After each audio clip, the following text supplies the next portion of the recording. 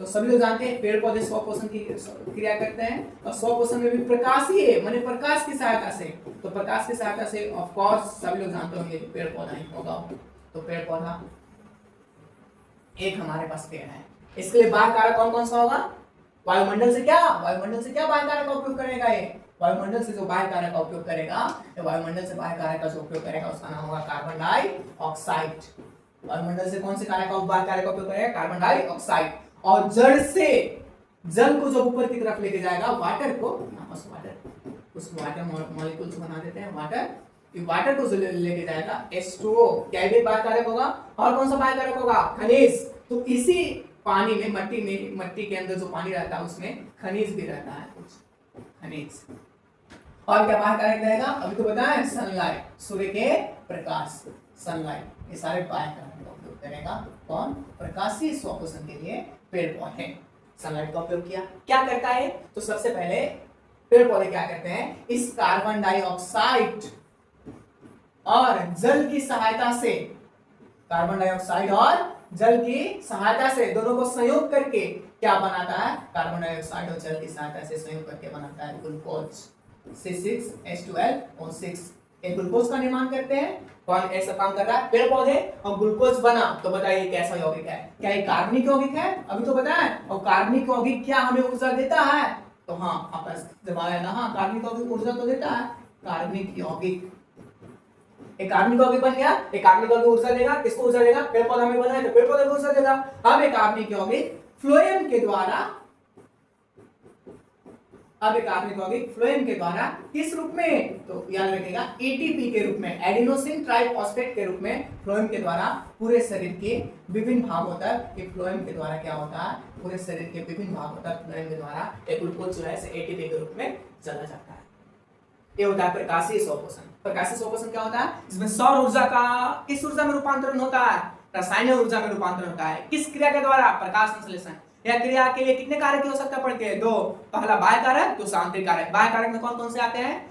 Carbon dioxide, जल, खनिज और सूर्य के प्रकाश। आंतरिक कारक में कौन कौन से आते हैं? सिर्फ एक आता है क्लोरोफिल। उससे पहले हरित लवक रहता है, हरित लवक में ग्राना रहता है, ग्राना में क्लोरोफिल पाए जाते हैं। वो जो क्लोरोफिल होता है वो आंतरिक कारक है। आंतरिक कारक कहने का मतलब पेड़ पौधे के अंदर है। बाह्य कारक करने का मतलब पेड़ पौधा बाहर से, बाहरी वातावरण से उसमें ला रहा है उसको।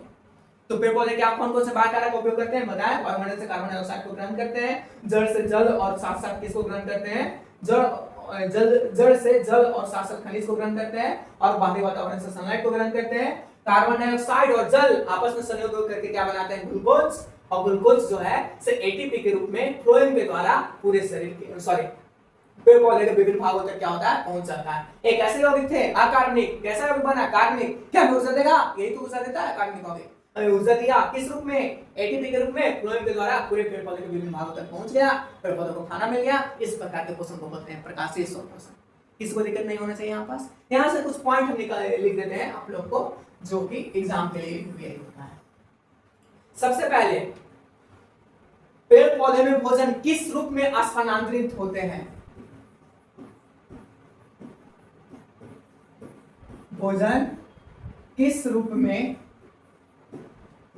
में परिवहन करता है? तो आपका जवाब आ जाएगा, भोजन जो है किस रूप में परिवहन करता है? ग्लूकोज के रूप में नहीं परिवहन करता है, परिवहन करता है एटीपी के रूप में, एडेनोसिन ट्राइफॉस्फेट के रूप में परिवहन करता है। और कोई पूछेगा भोजन किस रूप में जमा रहता है? भोजन किस रूप में जमा रहता है? जमा रहता है तो बताना है आपको स्टार्च। इसमें जो पेड़ पौधे में भोजन यहाँ पर विभिन्न भागों तक पहुंचेगा, यहाँ पर स्टोर रहेगा भोजन। कि किस रूप में स्टोर रहेगा भोजन? तो भोजन स्टोर रहता है स्टार्च के रूप में। क्लियर है सबको? Second point. And third point, ये जो जड़ से जल और खनिज गया, किस विधि द्वारा जड़ से जल और खनिज जो है से ऊपर की ओर गया? कि कौन इसको ले जाने में मदद करता है? तो इसको ले जाने में जो मदद करता है वो करता है जाइलम। जाइलम किस रूप में ऊपर गया? किस विधि के द्वारा जड़ से जल और खनिज ऊपर गया? तो जल और खनिज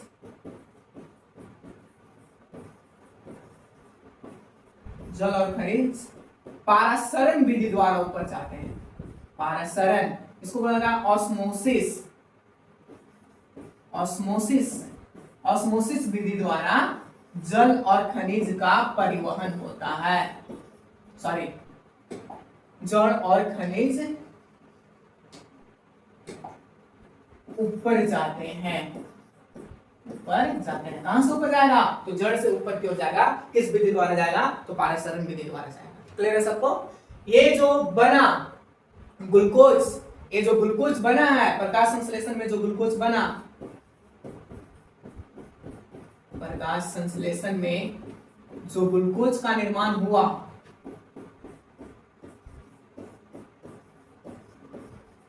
इस ग्लूकोज को बोला जाता है मुख्य उत्पाद। प्रकाश संश्लेषण का मुख्य उत्पाद, कहने का मतलब है सबसे मेन उत्पाद जो प्रकाश संश्लेषण में बनते हैं, कौन बनते हैं? ग्लूकोज C6H12 और 6 ये प्रकार के कार्बनिक यौगिक होते हैं। किसी को चारों पांच में दिक्कत है? कोई पूछेगा पेड़ पौधे में किस रूप में भोजन का परिवहन होता है? सॉरी, किस रूप में भोजन का परिवहन होता है पेड़ पौधे में? तो पेड़ पौधे में भोजन का जो परिवहन है वो किस रूप में होता है? भोजन का परिवहन जो है एटीपी के रूप में होता है। भोजन किस रूप में जमा रहता है पेड़ पौधे के अंदर? तो भोजन स्टार्च के रूप में जमा रहता है। जड़ से जल और खनिज ऊपर जाते हैं, किस विधि द्वारा? पारासरण विधि द्वारा ऊपर जाते हैं। प्रकाश संश्लेषण का मुख्य उत्पाद कौन होता है? ग्लूकोज। और कोई पूछेगा प्रकाश संश्लेषण का सह उत्पाद कौन होता है?